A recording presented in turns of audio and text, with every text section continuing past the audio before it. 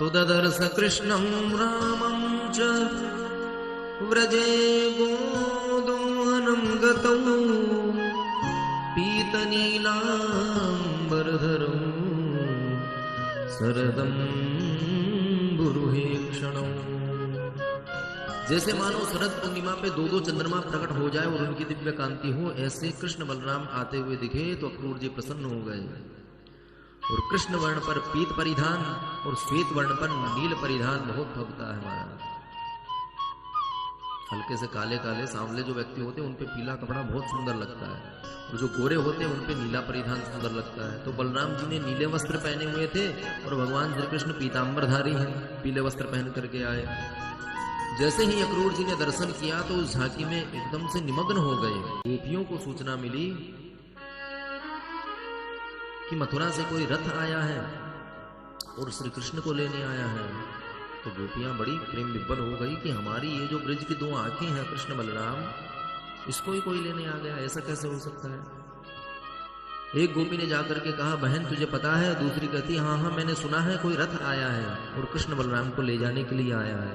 तीसरी कहती है, यदि ये रथ कृष्ण बलराम को ले जाता है तो हम बीच में ही अपने प्राण त्याग देंगे। कृष्ण कन्हैया हमको अत्यंत प्रिय है। सब गोपियां अपने घर द्वार छोड़ करके इकट्ठी हो गई और विधाता को ही गाले देने लगी। अहो विधातस्तवन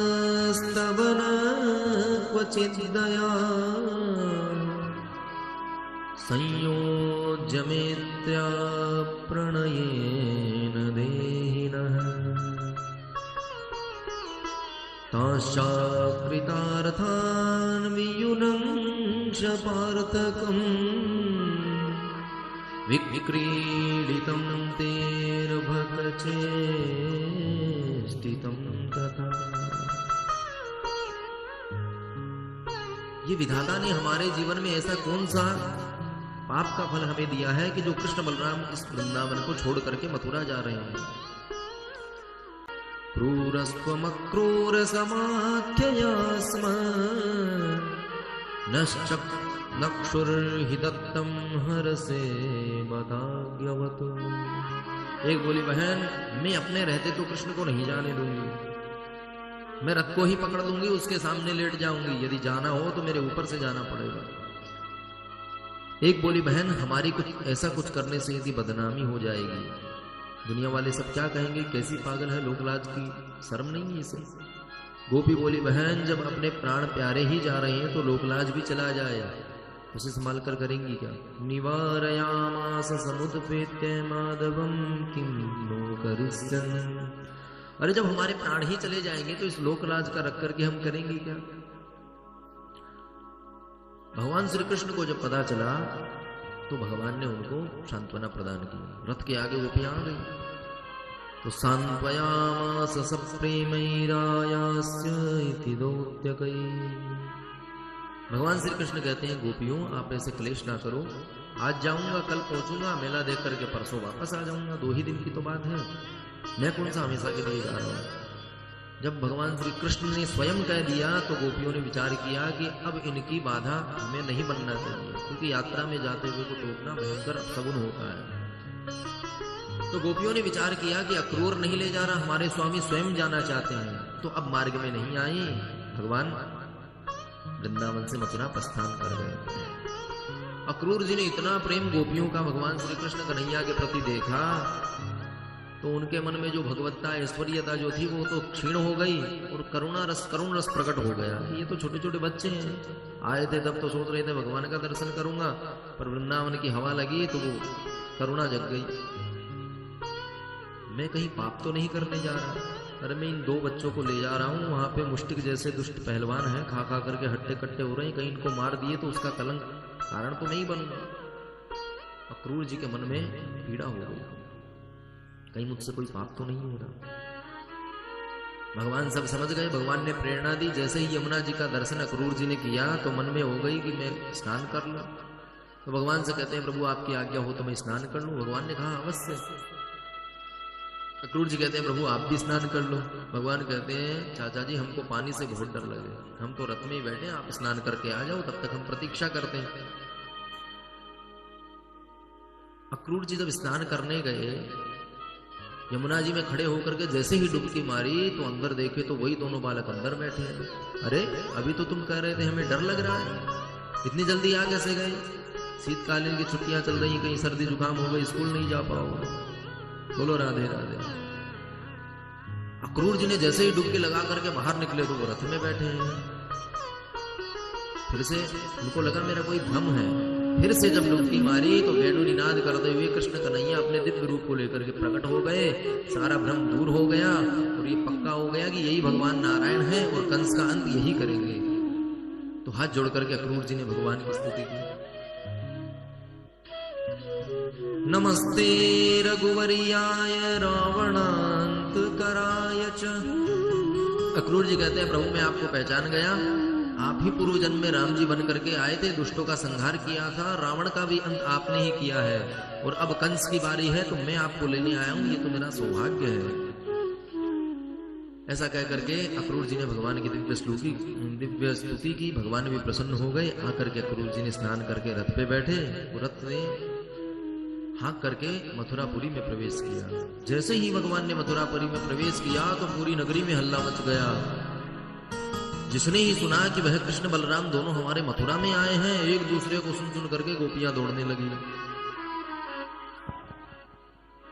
पूरी मथुरापुरी में हल्ला मच गया। एक दूसरे से कहती है अरे सखी चलो चलो वो छोरा आयो है, चलो एक दर्शन करिए हमें। दूसरी कहती है कौन सो? बोले वही जिसने पूतना मारी, गोवर्धन उठायो, 7 साल की उम्र में उसने ऐसे ऐसे खेल किए जो विश्वास ही ना हो महाराज। तो एक से एक दौड़ लगा रहे हैं।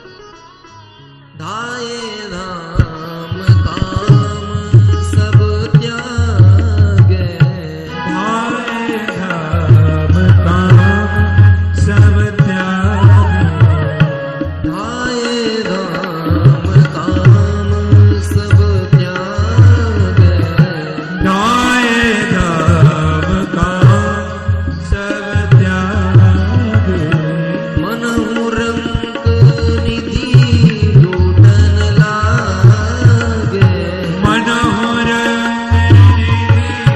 लूटन लागे, मन मुरंक निधि लूटन लागे, मनोहर लूटन लागे, धाये धाम काम सब त्यागे, धाये धाम काम सब त्यागे, धाये धाम काम सब त्यागे, धाये धाम काम। तो जैसे ही भगवान का दर्शन किया कि सारे काम छोड़ छाड़ के गोपियां, ब्रिज की वामाएं जो है, मथुरा की सभी नारियां दौड़ लगाने लगी कि चलो उसका दर्शन कर आए। जैसे ही भगवान मथुरा की गलियों में विचरण करते हुए दिखे तो एक कहती है देख रे ये तो नेक 1.5 हड्डी को लड़का है, यानी कैसे पूतना मारी होगी। मोए तो अपनी आंखन पे भरोसा ना हो, ये पूतना मार सके। दूसरी कहती है पूतना ही नहीं मारी, अघासुर बकासुर वत्सासुर न जाने कितनों को ठिकाने लगाया है। यही भगवान जब ऐसे सुनते हैं तो अट्टालिका में बैठी बैठी जो प्रशंसा करती है तो भगवान धीरे से देख करके तिरछी नजर उनकी ओर घुमा देते हैं। तो दूसरी कहती है देख देख मेरी ओर देख रहे हैं। तीसरी कहती है तेरी ओर तो देख ही रहे थे, मेरी ओर तो मुस्कुरा भी रहे थे। बोलो राधे राधे। भगवान कृष्ण कन्हैया चंचल प्रवृत्ति के। परसों महाराज जी बता रहे थे राम जी जब जाते हैं मिथिलापुरी में तो सखियां जब राम जी की चर्चा करती है कि इतने बड़े खानदान के हैं, इस राज्य के हैं, तो लक्ष्मण जी बार बार कहते हैं सरकार देख लूं। राम जी मना करते हैं नहीं नहीं मर्यादा में रहो। तो राम जी ने वहां तो मर्यादा का पालन किया, पर यहां जो जैसा मिला उसको वैसा ही उत्तर भगवान ने दिया। तो भगवान जैसे ही देखते हैं तो अटकेलियां करते करते भगवान पूरे बाजार में घूम रहे हैं। ब्रजवासी देख करके बोले अरे कन्हैया यहाँ पे तेरी बड़ी जय जयकार हो रही है भैया, सब तेरे आगे आगे पीछे डोल रहे हैं, चक्कर क्या है। ब्रजवासी से कन्हैया बोले यहाँ के जो राजा है ना कंस, वो मेरे मामा जी लगे, तो मामा के घर में भांजे आएंगे तो गली वाले स्वागत नहीं करेंगे। बोले अरे दारी के तूने हमसे पहले काहे नहीं बताई। बोले पहले बता तो क्या करते? बोले हम भी बढ़िया वाली बगलबंदी पगड़ी लगा करके आते, हम तो भिखमंगा जैसे लग रहे हैं। पहले पता हो कहीं कार्यक्रम में जाना है तो सज के जाते हैं, आपको कोई ऐसे ही उठा के ले जाए और वहां पे बढ़िया लाइव संस्कार पे चल रहा हो, आज तक पे आ रहे हो, तो कोई अपनी पगड़ी संभालता है, कोई मूछें संभालता है, कोई बाल सीधे करता है कि हम कहीं उल्टी सीधी फोटो ना आ जाए भाई। तो ब्रजवासी भी कहते हैं कन्हैया तुमने हमसे पहले क्यों नहीं बताई? भगवान बोले चलो हमारी गलती हो गई पर तुम्हारी व्यवस्था हम सब कर देंगे। ऐसे चर्चा करते करते जैसे ही मार्ग में आगे बढ़े तो कन्हैया को सामने कंस का धोबी आता हुआ दिखाई दिया। जैसे ही कंस का धोबी आता हुआ दिखाई दिया, कन्हैया ने आवाज लगाई, मामा जी सुनते हो? धोबी बिगड़ गया, धोबी ने देखा हमारा यहाँ पे कौन भांजा आ गया भाई। पीछे मुड़ करके देखा तो कन्हैया आवाज लगा रहे हैं। धोबी बिगड़ करके बोला क्यों रे? मामा जी किसको बोला? कन्हैया बोले मामा कंस हमारे मामा, और मामा के घर के आसपास जो वो सबरे मामा, इस नाते हमने आपसे मामा जी कहा। क्योंकि कंस का प्रिय धोबी था तो सारे रहस्य जानता था कि राजमहल में क्या योजना चल रही है। तो बोला मैं सब जानता हूं, तुम्हारे मामा ने तुम्हारे लिए क्यों बुलाया, तुमको किस लिए बुलाया है? तो कन्हैया बोले तो मामा जी हमारे ब्रजवासी को देखो कैसे लग रहे हैं बुरे, दो चार कपड़े आप हमें ही दे दो, हम भी अच्छे लगेंगे। जैसे ही धोबी ने सुनी कि महाराज के राजर्षि कपड़े ये ग्वालिया मांग रहा है तो भगवान को गाली देने लगा। अरे नीरे ग्वालिया गैया के पीछे हियो हियो करते डोलते हो, शर्म नहीं आती महाराज के कपड़े मांगते हुए? ये हमारे महाराज के हैं। जैसे ही भगवान का अपमान किया, भगवान ने घुमा करके एक चाटा मारा कि मुंडी उड़ करके गिर गई। जिसने देखा सब स्तब्ध रह गए कि राम राम राम, या छोरा के तो हाथ में ही तलवार फिट है, इसको तो शस्त्र की भी आवश्यकता नहीं पड़ती। भगवान ने अपने ब्रजवासियों से कहा कि जिसको जैसे कपड़े चाहिए वैसे कपड़े छाटो बिनो और पहन करके चलो।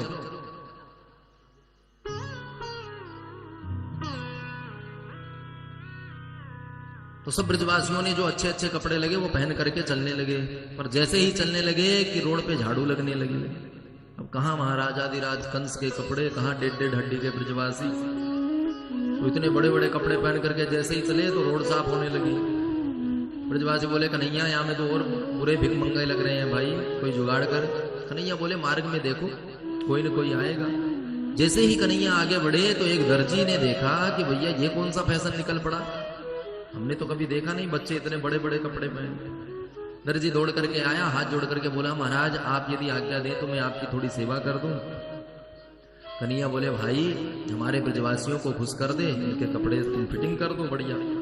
तो दर्जी ने सबके कपड़े काट पीट के बढ़िया पोशाक बना के ब्रजवासियों को पहना दी। ब्रजवासियों को जैसे ही पोशाक पहनाई तो भगवान प्रसन्न हो गए। भगवान ने कहा भाई तुमने हमारे ब्रजवासी खुश कर दिए, बता क्या भेंट दक्षिणा लेगा। अब दर्जी ने सोची कि धोबी को जो भेंट मिली वो तो हमने देखी, हाथ से ही मुंडी उड़ा दी, न जाने हमको क्या भेंट देंगे। बोले महाराज आपकी कृपा दृष्टि बनी रहे, हमको आपसे कछु नहीं चाहिए। भगवान भी प्रसन्न हो गए। भगवान बोले ऐसे ही फलोगे फूलोगे। तो तब का भगवान का दिया हुआ आशीर्वाद अब फलित हो रहा है महाराज। जितने को कपड़ा उससे ऊपर सिलाई, कपड़ा सस्ता हो जाता है, सिलाई महंगी पड़ती है। तो भगवान ने उस समय आशीर्वाद दिया, आज धरती बढ़िया चकाचक मॉल में रह रहे हैं। बोलो राधे राधे। ब्रजवासी बोले भैया आप तो कोनों कसर ना लग रही, बढ़िया कपड़े पहन लिए, बढ़िया फिटिंग के, चमकीले तड़कीले भड़कीले, पर कुछ कुछ कमी अभी भी लग रही है। कन्हैया बोले बताओ। बोले जब तक ब्रजवासियों के गले में माला ना पड़े उनको आनंद नहीं आता। वृंदावन में आप जा करके देखेंगे तो प्राय सभी खुद ही माला खरीदते हैं, खुद ही पहन लेते हैं। शौक है उनको माला पहनने का, और ज्यादा से ज्यादा अर्पित करते हैं। तो माला खरीदेंगे बिहारी जी के बाहर से, जय हो बिहारी जी महाराज, थोड़ी सी दिखाई खुद ही पहन लेंगे और खूब फोटो वायरल होते हैं फिर। तो बोले लाला जब तक गले में माला ना पड़े तब तक ब्रजवासियों को आनंद ना आवे। भगवान जैसे ही मार्ग में आगे बढ़े तो ततः सुदाम्नो भवनम माला का रस जगमतु।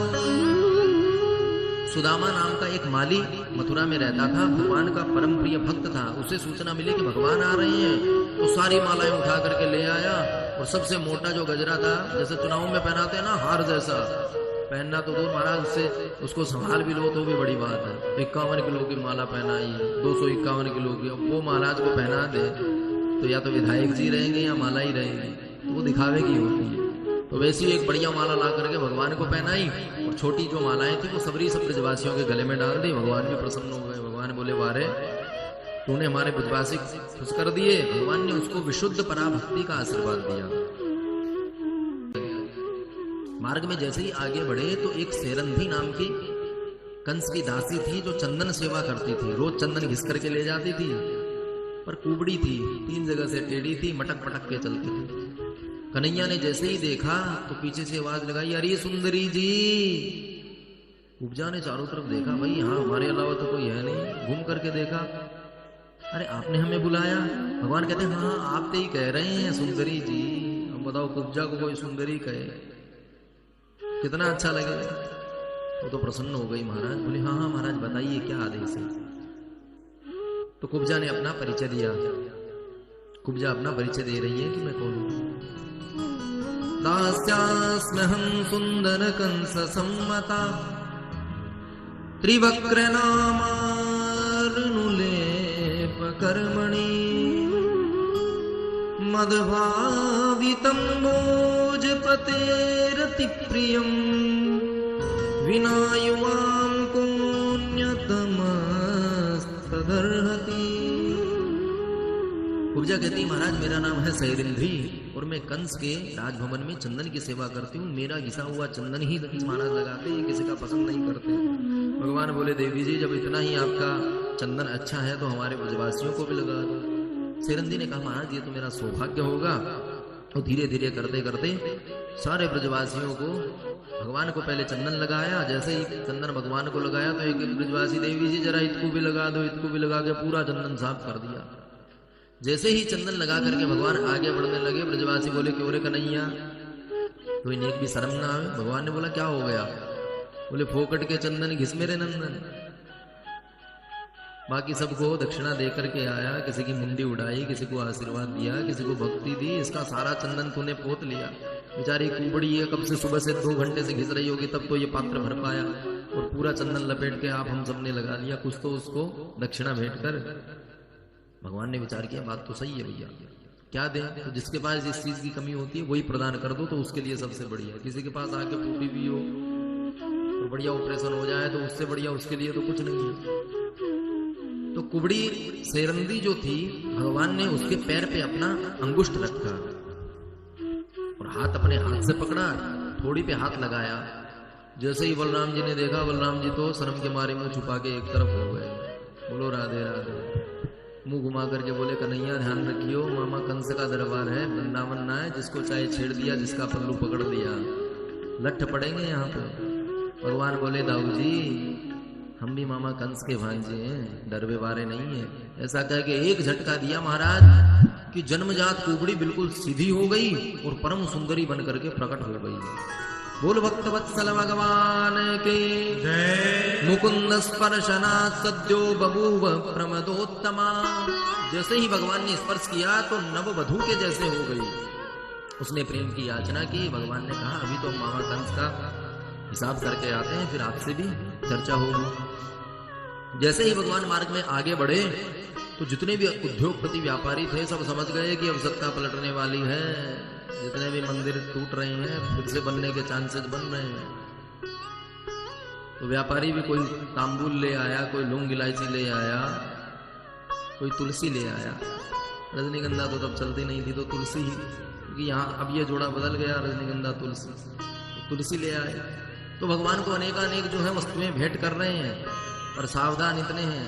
व्यापारी जो होते हैं वो बहुत समझदार होते हैं महाराज। बात उतनी करते हैं कि उनके सर पे कहीं कोई खर्चा ना आ जाए, कोई समस्या ना आ जाए। तो व्यापारी स्वागत तो सब कर रहे हैं। भगवान को कोई इत्र लगा रहा है, कोई पान खिला रहा है, कोई आरती उतार रहा है, पर ना अपने घर में बुला रहे हैं ना दुकान में बुला रहे हैं। कहीं कोई फोटो वीडियो वायरल हो गया और गलती से यदि तख्ता न पलटा तो शपथ लेते ही पहले हमसे ही चर्चा की जाएगी। तो व्यापारी सावधान भी है, दूर से ही प्रणाम कर रहे हैं भगवान को कि कहीं ये बन गए तो हमारी फाइल बढ़िया से चले। भगवान भी सब समझ रहे हैं। आगे चल करके मार्ग में भगवान ने जैसे ही कंस के दिव्य सभागार में प्रवेश किया तो वहां पे देखा कि एक बहुत बढ़िया भारी धनुष रखा है। परशुराम जी का वह धनुष कंस के दरबार में रखा था। यानी जैसे ही धनुष का दर्शन किया तो बलराम जी से कहे डाऊ भैया आप तो जरा हम भी धनुष उठा करके देख लें। रक्षा में धनुष के सैनिक जो खड़े थे वो हंस के बोले क्यों रे, नेक सो छोरा महाराज कंस को धनुष उठा ले गो। भगवान को आया क्रोध। टुक्करेण वामेन सनील मुद्रितं सज्जं च कृत्वा निमिषेण पश्यतम्। मात्र एक बाएं हाथ से ही भगवान ने जैसे ही धनुष उठाया कि पुराना धनुष का टूट गया। टूटते ही सैनिक सब डर गए। सैनिकों ने जो प्रहार किया, बलराम जी ने कहा एक धनुष इधर पे, एक टुकड़ा धनुष बलराम जी को दिया। बलराम जी और कृष्ण कन्हैया ने जो मार पिटाई की, महाराज छक्के पे छक्के मारे कि बाउंड्री के बाहर जाते हुए सारे सैनिक राज दरबार में पहुंचे। महाराज आपका धनुष टूट गया। कंस ने जैसे ही सुनी कि मेरा धनुष टूट गया तो कंस भी समझ गया कि हमारी भी गारंटी खत्म, क्योंकि परशुराम जी ने ये धनुष दिया था और उसी समय सावधान किया था कि जिस दिन ये धनुष टूट जाए उसी दिन समझ लेना कि तुम्हारा गारंटी कार्ड खत्म है, कभी भी विकेट गिर सकता है। बोलो राधे राधे। कंस तो भयभीत हो गया कि कहीं अब मेरा ही तो नंबर नहीं लगने वाला। भगवान ने देखा कि रात्रि काल बहुत हो गया है तो वहीं सभागार से धनुष तोड़ करके भगवान तो अपने स्थान पर आ गए, नंद बाबा के पास। मथुरा में ही नंद बाबा भी मेला देखने आए थे, उस स्थान पर भगवान तो आ गए। अब कंस को रात में नींद ना आवे, उसको यही चिंता है कि कहीं मेरा काल तो कन्हैया है वही तो नहीं है। तो जैसे ही कोई काली चीज का दर्शन करता है उसी में भगवान मुरली बजाते हुए ठुमका मारते हुए दिखने लगे। भोजन करने बैठता है, दाल में जीरा आ जाए तो उसी में कन्हैया के दर्शन होते हैं, दाल की थाली फेंक देता है महाराज। पानी पीते पीते पात्र में यदि अपनी काली छाया दिख जाती है तो वो काली छाया ही कृष्ण नजर आने लगती है, तो पानी का पात्र फेंक देता है। किसी से चर्चा कर रहा होता है, उसकी पुतलियां जब वो झपकती हैं तो पुतलियों में ही भगवान कृष्ण बंसी बजाते हुए दिखने लगते हैं, छोड़ के भाग जाता है। ऐसे ऐसे कंस की स्थिति हो गई कि मानसिक संतुलन बिगड़ गया। रात्रि में जैसे ही सोया तो स्वप्ने प्रेत परिस्वंग खरयानम विषादनम। स्वप्न में प्रेत दिखने लगे और प्रेत कहते हैं आ जाओ महाराज, आज की बात है, कल आप भी हमारी मंडली में शामिल होने वाले हो। कभी गधे का यान आते हुए दिखता है कि महाराज आपके द्वार के बाहर हमारी सवारी तैयार है, आकर के हमें कृतार्थ करो। डर डर कर रात में उठ जाता है। तो ऐसी स्थिति हो गई कि कंस की तो बुद्धि बिगड़ गई। कभी देखता है गधे पर बैठकर शरीर में तेल लगाकर दक्षिण दिशा में जा रहा हूं, और जग करके जब देखा तो अपनी परछाई जो थी उसमें छिद्र नजर आने लगे महाराज। और यदि विचार किया तो प्राण घोष भी बंद हो गया। हमारे सबके शरीर में एक प्राण घोष होता है, दोनों कानों में उंगली डाल करके कभी सुनने का प्रयास करो तो एक अलग ही ध्वनि प्रकट होती है जिसको कहते हैं प्राण घोष। तो जिस दिन आपको वह ध्वनि सुनाई ना दे तो आप भी समझ लो हमारी भी गारंटी खत्म। बोलो राधे राधे। अभी नहीं करना है, घर जाकर के जब समय हो तब आप कर सकते हो। महाराज जी अभी लग गए, ऐसा ना करें भाई। कथा यदि सुन रहे हैं तो अभी नहीं हो सकता, यमराज को भी डर लगता है। तो प्राण घोष जब आना बंद हो गया तो कंस को चिंता हो गई कि अब हमारा भी समय पूरा होने वाला है। जैसे ही सवेरा हुआ नंद बाबा बोले लाला चल मेला देखिए आए। कन्हैया बोले बाबा मेलन में अपने मेल कोई संग हुए, बूढ़े के साथ में हम बच्चे क्या करेंगे, तुम बूढ़े बूढ़े एक तरफ जाओ, हम बच्चे बच्चे एक तरफ जाएंगे। ऐसा कह करके कन्हैया और बलराम जी को लेकर के मामा कंस के मदिरा मैदान उस हाथी को भगवान ने मारा तो दोनों दांत पकड़ करके भगवान ने उखाड़ लिए और वही दांत उसके अंदर गाप दिए। जो भी सैनिक रास्ते में आए उन्हीं दांतों से मारते चले गए। और जब जैसे ही भगवान ने अंदर प्रवेश किया तो हाथी के दोनों दांत कृष्ण बलराम कंधे पर रख करके अंदर प्रवेश करते हैं। जैसे ही भगवान ने सभागार में प्रवेश किया तो सब भगवान का दर्शन कर रहे हैं। मल्लानां सनिर्निणां नरवरस्त्रीणां स्वरो मूर्तिमान् गोपानां स्वजनो सतां क्षितिभुजां शास्ता स्वपित्रो शुशुः मृत्योर्भोजपतेर्विराड विदुषा तत्त्वं परं योगिनां वृष्णीनां वरदेवतेति विदितो रंग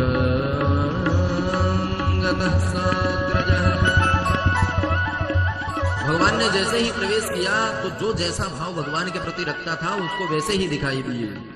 मल्लानाम रसनिर्णाम, पहलवानों ने देखा तो ऐसा लगा साक्षात वज्र जो है वही मूर्तिमंत होकर के कठोर बन करके हमारे सामने आ गया है। जैसे ही भगवान आगे चले, स्त्रियों ने जब भगवान का दर्शन किया तो स्त्रियों को लगा साक्षात सुंदर स्वरूप बना करके कामदेव यहाँ प्रकट हुए हैं। अंदर जैसे ही भगवान पहुंचे तो ग्वाल बाल सखाओं को लगा कि हमारा मित्र कृष्ण कन्हैया आ गया। कंस ने जब दर्शन किया तो कंस को लगा साक्षात हमारी मृत्यु आ गई, भय का दर्शन होने लगा।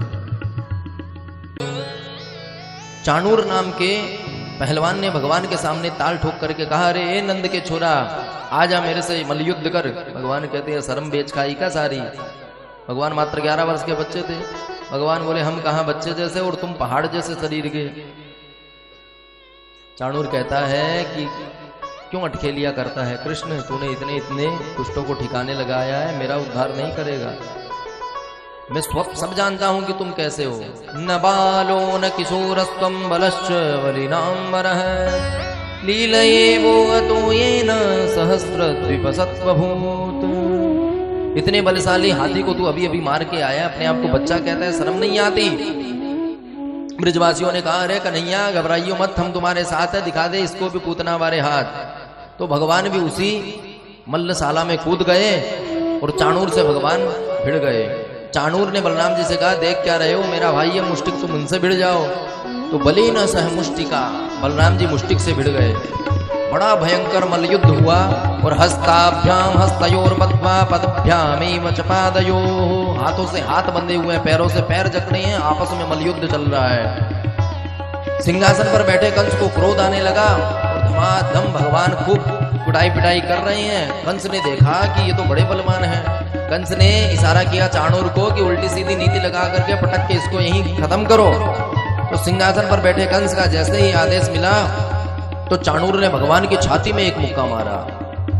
भगवान को जैसे ही मुक्का लगा, भगवान कहते हैं, अरे दुष्ट, नियम का उल्लंघन करता है। तो भगवान को वह मुक्का ऐसे लगा जैसे मतवाले हाथी पे किसी ने पुष्प फेंक करके मारा हो। भगवान को कोई कष्ट हुआ नहीं। भगवान कहते हैं, यदि इतने ही हाथ पैर चल रहे हैं तो एक चाटा हमारा भी चख लो। भगवान ने जो घुमा करके चाटा मारा कि 7 चक्कर खा करके चाणूर मुष्टिक गिर गए और सब के सब खत्म। बोल भक्त वत्सल भगवान की जय। आगे चल करके भगवान ने विचार किया कि कंस ऊपर खड़ा खड़ा बहुत क्रोधातुर हो रहा था। भगवान ने सभी जितने भी मल्लाह थे सबको मार पीट करके सभी पहलवानों का अहंकार चूर्ण कर दिया और प्रगृह केशेषु चलत किरीटम निपात तरंगो परितुंगमंचात्। जैसे विवाह के समय माता देवकी के केस पकड़ करके कंस ने घुमाए थे, उसी प्रकार भगवान ने छलांग लगा करके कंस के सिंहासन पर पहुंच गए और महाराज का मुकुट तो नीचे गिर गया। केस पकड़ करके जो 7 चक्कर घुमा करके नीचे पटका, नीचे गिरते ही कंस के ऊपर विश्वहार लेकर के भगवान पहुंच गए। बोल कंस मर्दन भगवान की जय।